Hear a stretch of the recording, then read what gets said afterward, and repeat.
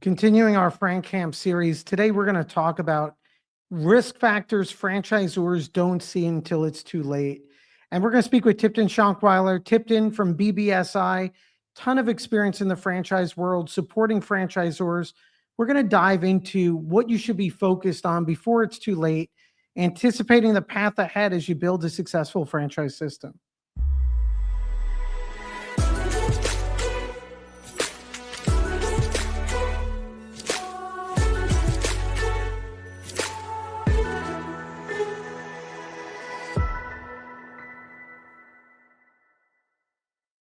Tipton, I feel like we have so much we could cover here. And first, I appreciate you're going to be at Frank Camp and BBSI, and for all the franchisors out there, BBSI is a great provider, payroll services, other support services for your franchisees.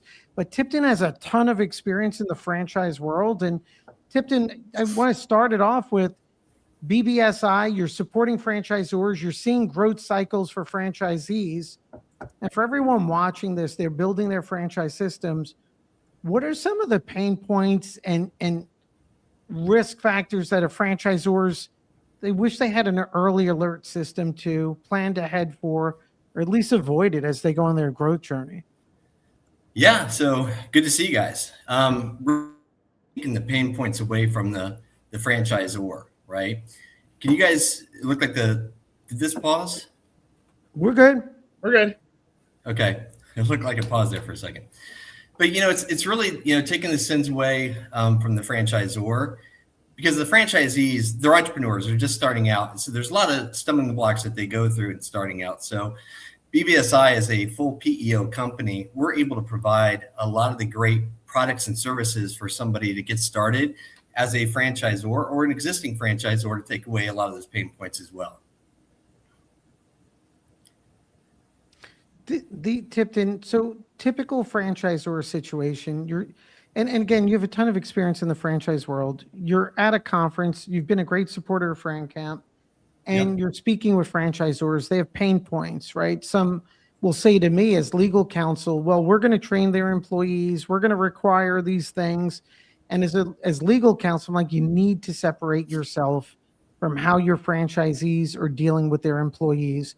You need a good intermediary. What are those conversations like? What's the strategic advantage for franchisors to work with a company like BBSI? Yeah, and so what you really don't want, right? You don't want to be in one of those states, or in some instances, some other states where it's that joint employer kind of picture. And that's a big concern, right? So we want to be able to be that resource for the franchisor between themselves and the franchisees to allow the franchisor to focus really on, what they do best, which is creating the vision for the brand, creating the support, creating all the things that they need to do to continue to be, the brand advocate at the end of the day, and to provide that roadmap for the franchisees. But, when the franchisor is providing guidance on how to hire and how to pay and, how to handle HR issues, you're really running down a slippery slope, because you then could be perceived as being a joint employer scenario. And so that's a lot of what we look to do with BBSI, is provide that resource to the franchisor to be able to be the liaison between franchisor, franchisee, and provide all the services that a PEO provides. In our case, we provide payroll services, we provide medical benefits, we provide the 401k plans, programs, all the things that, a company would look to put in place, especially an emerging franchisor. And we do it at a fraction of the cost being a PEO.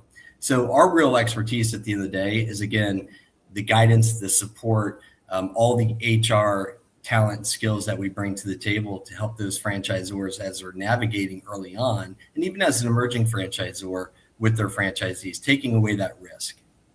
I want to clarify something. So you're a part of the HR team, or you are the HR team? For the franchisor, we don't want to replace if they have an HR team. And what we have found historically is that a lot of franchisors don't really have an HR person until they're north of a 15, person head count. And once they do have somebody, we're not looking to replace them. We're looking to be an extension of. But to your question, it's really for the franchisees.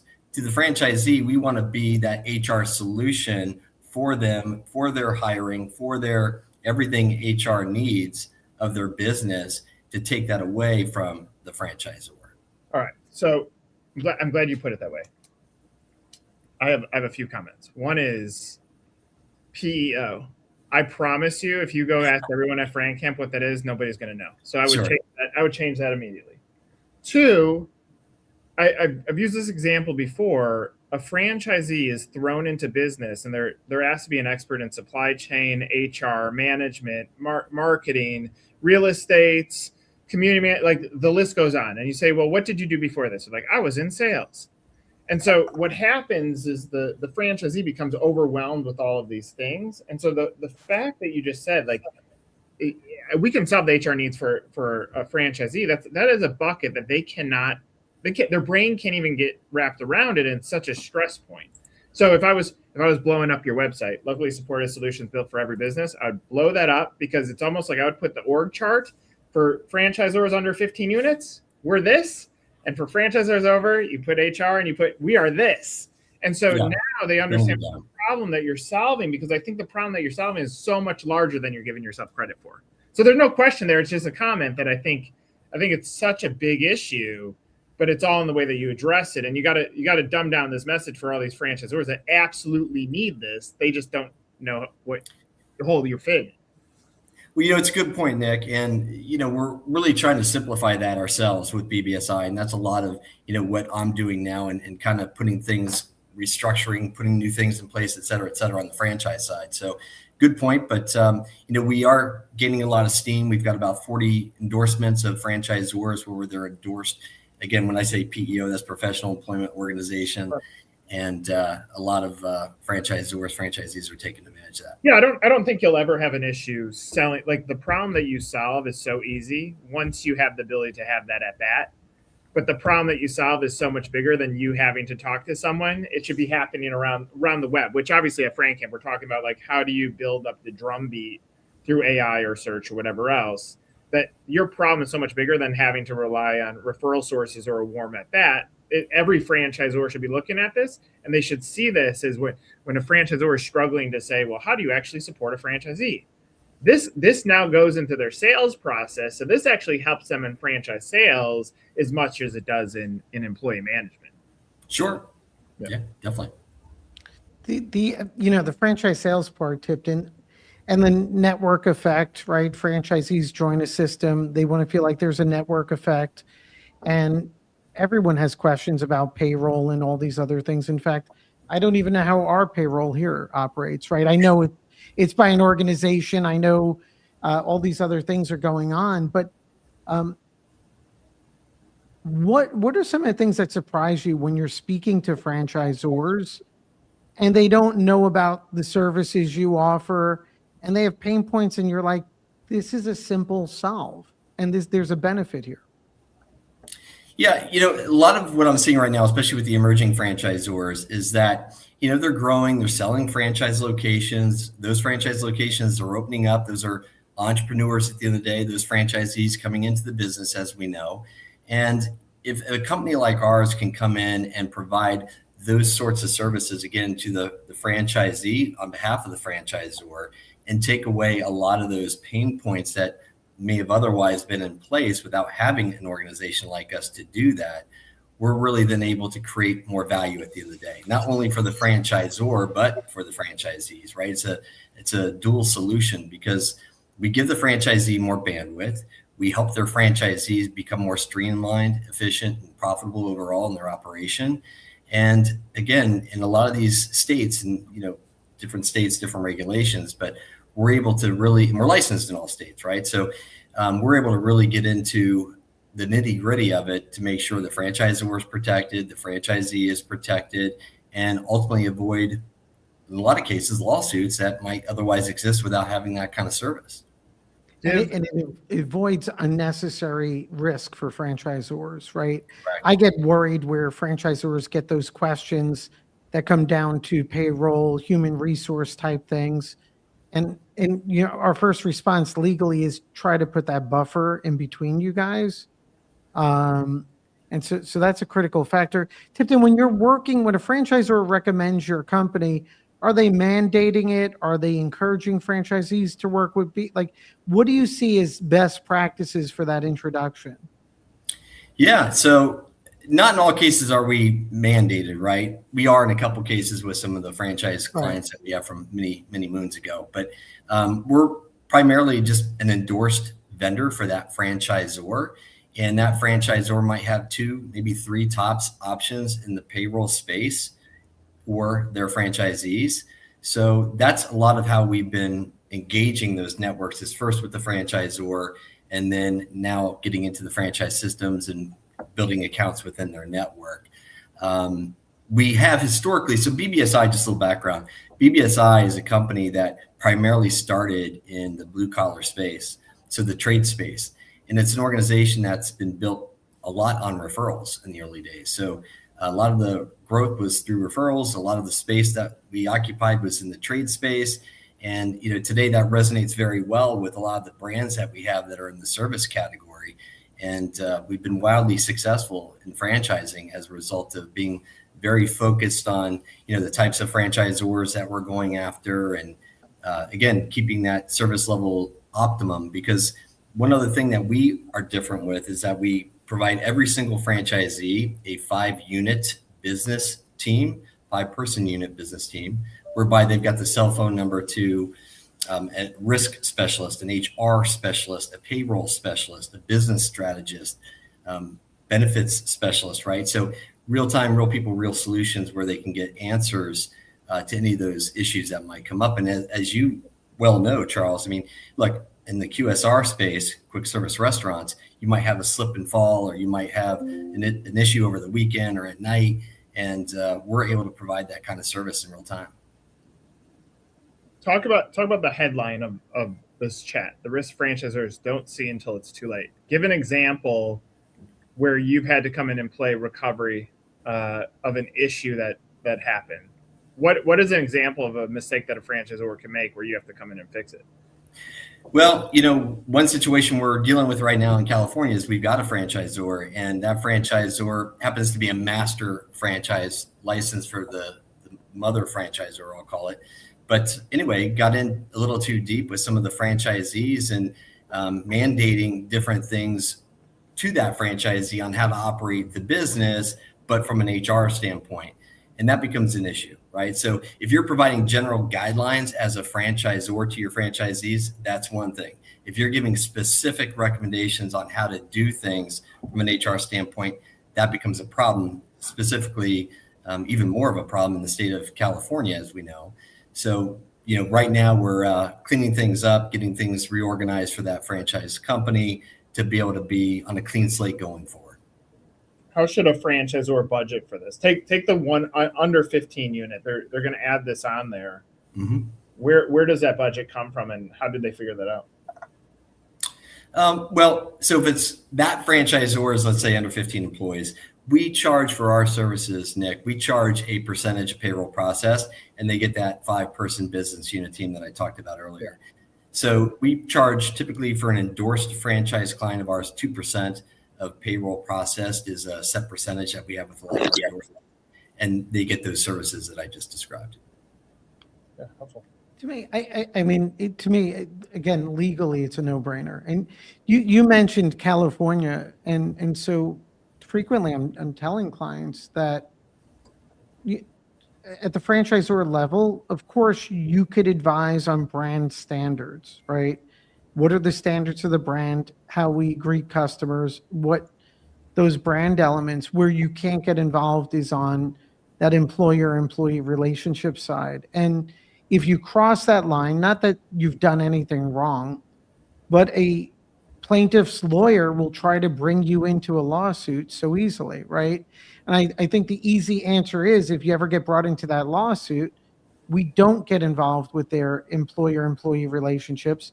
They are using a third-party provider advising the franchisee. This is not something within our discretion.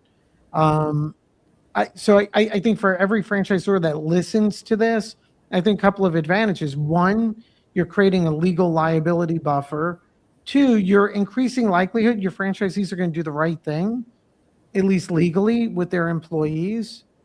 And three, I think there is a network effect. At the franchisor level, the benefit of becoming a franchisee has to be this network. And if you have a good provider like BBSI, and there's a lot of comfort there in that, there's other franchisees working with the company. Hopefully there's economies of scale or benefits over time. And I just think it's something that is one of those low hanging things that can improve a franchise system. Absolutely. Absolutely. And again, the big thing too is at a fraction of the cost, right? So that's really the design of what a company like BBSI is for a franchisor that's just starting out to emerging. Well, I mean, just in lawsuits that are avoided or headaches that are avoided, and you bring up California, every day becomes scarier with not just California, but a number of other states. It takes a lot off the plate for franchisors. Tipton, in terms of data, do franchisors pull any data or get payroll data from you guys as to the franchisees? Is that something that's exchanged or not? It is sometimes, based on what the situation is and what the franchisor is requiring in that relationship that we have with them. So it's case by case. That was such a big question. I don't know how to follow that one up. No, and it's funny, and the way Tipton answered it is the right way, because on the one hand, as counsel of franchisors, I'd be like, let's get that access, and on the other, I'm like, maybe we don't want it. Let franchisees report, and just to keep the relationship segregated. It's just such a critical service, and then you always run into. For me, we run into issues where we represent the franchisor. I'll get a notice from an attorney in another state who represents an employee of a franchisee, and then they're making accusations about the franchisor. And then we point them to the franchise agreement, and we point them, and we clearly delineate. And I think that, there's an ebb and flow, right? Joint employer liability came about, everyone's listening, because basically a group of employees wanted to sue McDonald's, right? And then they find out that the franchisee is not the big corporate parent. And so they create this fiction called joint employer, saying that the franchisor is a joint employer with the franchisees. And really was a result-oriented decision made by the NLRB, which is to try to give unions the ability to get to deep pockets, a franchisor. I feel like it ebbs and flows. It simmers down where there's no issues. And then as political winds change, it's going to come back up. And so for the franchisors out there and listening, ignore the political winds. Don't involve yourself in it. Just put an intermediary in between you and the franchisees and their employees.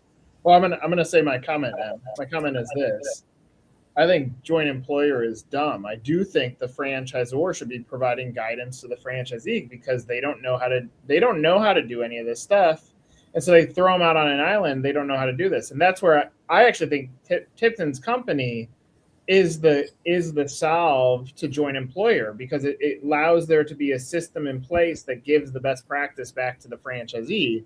So I do think franchisees don't know how to labor relations. They don't know HR questions. They don't know how to manage payroll. All that stuff's new for them. And so joint employer is dumb. It should, like, the franchisor should be supporting the franchisee with that stuff.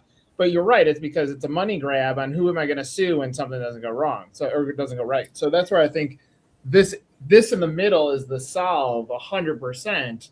And it's not talked about enough. And part of the reason is because those that pay the associations, the big janitorial businesses that wanted to pretend like a unit franchisee is not an employee, causes all this mess anyway. And so this solves some of that challenge.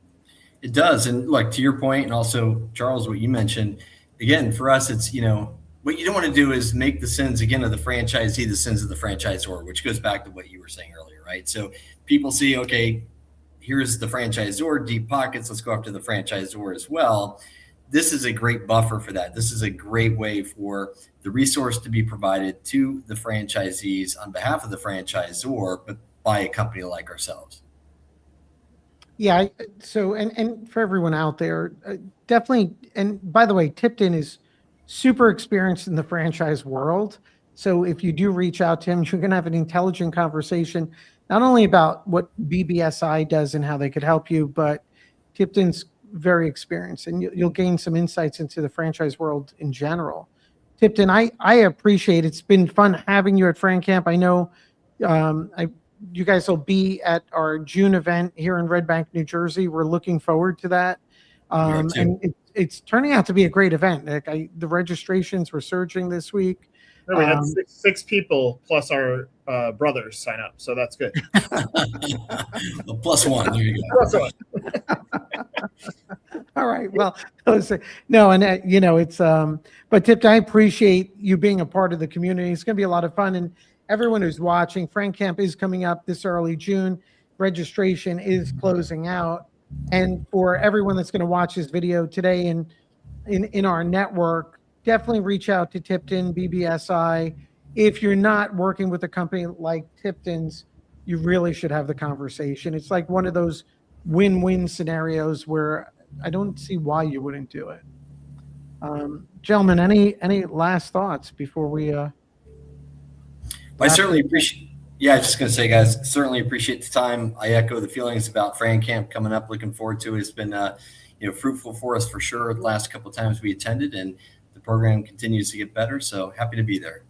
It's going to be interesting, Tipton, because the June event and part of the FranCamp playbook. And you have an expertise in franchise sales also, so it's really going to be focused on rebooting what franchise sales is going to look like over the next 5 years. Everything with AI to best practices, and so there's a lot of change happening in the next right now and in the next couple of years. So look forward to seeing you at FranCamp, Tipton. And you too, guys. Yeah, Nick officially was late to this live stream. Yeah, but it was good because I was in the middle of you asking a dumb question, so I came here to save it. I saved it for you saved the dumb question. Thanks for.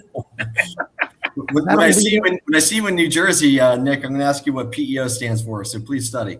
Right. Please explain openly. All right. Have a good afternoon. Thanks, guys. Take care.